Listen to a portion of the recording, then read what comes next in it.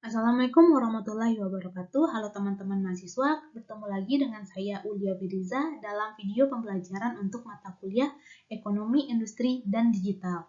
Dalam video ini kita akan membahas tentang materi atau subpokok bahasan yang berjudul struktur pasar dan strategi perusahaan. Baiklah, kita langsung mulai saja pembelajaran kali ini pada bagian berikutnya. Pada bagian ini, kita akan membahas bagaimana pengertian pasar atau struktur pasar. Menurut Samuelson 1993, pasar merupakan suatu mekanisme pada saat penjual dan pembeli suatu komoditi mengadakan interaksi untuk menentukan harga dan kuantitasnya. Dengan kata lain, pasar didefinisikan sebagai kumpulan sejumlah perusahaan yang menjual produk yang mempunyai derajat substitusi yang sama kepada pembeli yang potensial. Sedangkan menurut Clark 2003, struktur pasar merupakan suatu pola ketika elemen-elemen pasar saling berinteraksi baik antara penjual, antara pembeli, antara penjual dan pembeli, maupun antara penjual yang sudah ada dengan calon pesaing yang akan masuk ke pasar. Selanjutnya, mari kita lihat bagaimana kerangka analisis utama dari ekonomi industri. Pada awal perkembangan ekonomi industri yang didominasi oleh paradigma struktur perilaku kinerja atau SCP. Pembangunan paradigma SCP dimotori oleh E.S. Mason pada tahun 1930. Paradigma ini cenderung lebih terkonsentrasi pada analisis empiris daripada teoritis. Meskipun sejumlah aspek dalam pemikiran SCP berbasis pada teori ekonomi mikroklasik, dalam analisisnya, paradigma ini menjelaskan hubungan keterkaitan antara struktur pasar dan kinerja pasar. Secara spesifik, struktur pasar mempengaruhi perilaku perusahaan-perusahaan yang ada di pasar, dan selanjutnya mempengaruhi kinerja perusahaan-perusahaan yang ada pada pasar tersebut. Berikut adalah gambar kerangka pikir pendekatan SCP yang dikemukakan oleh Mason. Pada bagian ini dapat kita lihat bahwa struktur pasar terhubung oleh kondisi penawaran dan kondisi permintaan. Selain itu, struktur pasar juga memiliki kaitan yang erat dengan perilaku pasar dan kinerja pasar. Kebijakan pemerintah juga dapat mempengaruhi perubahan dari struktur pasar, perilaku pasar, dan kinerja pasar. Untuk lebih jelasnya, mari kita lihat pada bagian berikutnya, bagaimana ketiga variabel tersebut, seperti struktur, perilaku, dan kinerja, mempengaruhi dalam pendekatan SCP. Seperti yang dijelaskan pada bagian sebelumnya, terdapat tiga variabel utama yang ada dalam setiap elemen SCP, yaitu struktur pasar, perilaku pasar, dan kinerja pasar. Selanjutnya, kita akan bahas satu persatu indikator-indikator dari ketiga variabel utama tersebut.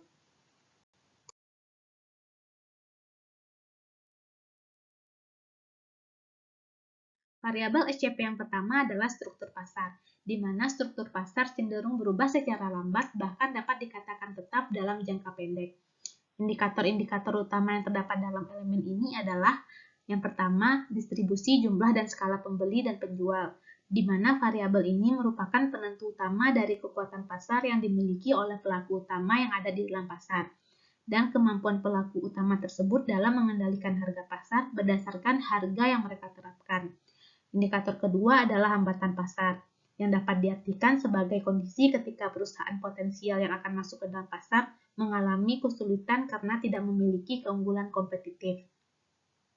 Yang ketiga, diferensiasi produk, yang mengacu pada karakteristik produk, seberapa mirip produk masing-masing perusahaan dengan perusahaan pesaingnya, seberapa tinggi tingkat keunikan suatu produk. Dan yang terakhir, integrasi vertikal dan diversifikasi. Integrasi vertikal dapat diartikan sebagai tingkatan sejauh mana suatu perusahaan terlibat dalam berbagai macam tahapan dalam proses produksi suatu produk. Sedangkan diversifikasi dapat diartikan sebagai suatu kondisi ketika suatu perusahaan menyediakan berbagai variasi barang dan jasa untuk para pasar yang berbeda. Variabel SCP yang kedua adalah perilaku pasar, yang memiliki beberapa indikator. Yang pertama adalah tujuan bisnis, di mana tujuan bisnis di sini adalah berorientasi kepada profit atau keuntungan. Yang kedua adalah kebijakan harga. Kebijakan harga dapat diterapkan oleh perusahaan antara lain dengan cost plus pricing, marginal cost pricing, entry-detering pricing, predatory pricing, price leadership, dan price discrimination. Yang ketiga, indikator desain produk, periklanan, dan pemasaran, di mana indikator ini merupakan bagian dari strategi perusahaan dalam memperlihatkan karakteristik suatu produk untuk mempengaruhi kompetisi pada non-harga. Indikator yang keempat adalah penelitian dan pengembangan, di mana penelitian dan pengembangan ini juga merupakan strategi perusahaan yang merupakan kunci utama bagi sebuah perusahaan dalam persaingan non-harga. Yang kelima adalah kolusi. Kolusi merupakan suatu strategi yang digunakan oleh perusahaan-perusahaan dalam menghindari kompetisi, baik dalam harga maupun non-harga. Yang terakhir adalah merger. Merger dapat dibagi menjadi dua, yaitu merger horizontal dan merger vertikal. Merger horizontal terjadi antara perusahaan yang memproduksi barang yang serupa, sedangkan merger vertikal terjadi antara perusahaan yang aktivitas produksinya saling terkait. Yang ketiga adalah kinerja pasar, yang terdiri dari indikator profitabilitas. Nah, profitabilitas di sini juga dapat mempengaruhi keputusan perusahaan untuk tetap berada di dalam pasar atau keluar dari pasar. Tingkat profitabilitas juga memiliki implikasi langsung terhadap struktur pasar, khususnya distribusi, jumlah, dan skala produsen ataupun penjual. Indikator yang kedua adalah pertumbuhan. Pertumbuhan di sini dapat dilihat dari beberapa indikator seperti pertumbuhan penjualan, pertumbuhan aset, ataupun pertumbuhan lapangan kerja yang mungkin dapat menjadi salah satu alternatifnya. Indikator pertumbuhan juga memiliki kelebihan, yaitu perusahaan dengan skala usaha yang tidak sebanding pada awal periode dapat juga diperbandingkan dengan melihat pertumbuhannya. Indikator yang ketiga adalah kualitas produk. Kualitas produk dapat menjadi indikator yang penting ketika kepuasan konsumen menjadi tujuan utama untuk perusahaan. Indikator ini bisa digunakan dalam analisis yang digunakan oleh lembaga pemerintah ataupun organisasi konsumen. Yang keempat adalah indikator perkembangan teknologi. Perkembangan teknologi seringkali dianggap sebagai indikator dari kinerja industri yang cukup penting. Baik dalam jangka panjang, kemajuan teknologi mampu menciptakan dampak yang sangat besar bagi pasar, terutama dengan pengaruhnya terhadap sisi permintaan. Indikator yang terakhir adalah efisiensi. Nah, efisiensi di sini dapat dibagi menjadi dua, yaitu efisiensi produksi dan efisiensi alokatif. Efisiensi produktif itu terkait dengan jumlah output yang dihasilkan dengan jumlah input tertentu, sedangkan efisiensi alokatif itu terkait dengan kemampuan pasar dalam memaksimalkan kesejahteraan para pemangku kepentingan dalam pasar tersebut. Alat analisis alternatif dalam ekonomi industri. Seiring dengan perkembangan ekonomi industri, maka muncul berbagai alternatif alat analisis dan subkeilmuan yang digunakan untuk menganalisis berbagai elemen dari pasar atau industri.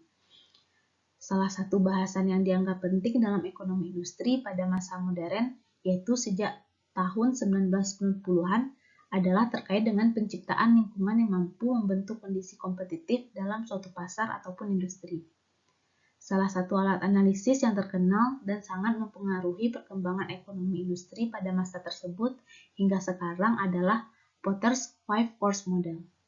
Untuk lebih jelasnya, mari kita lihat bagan dari Potter's Five Force Model itu pada slide berikutnya.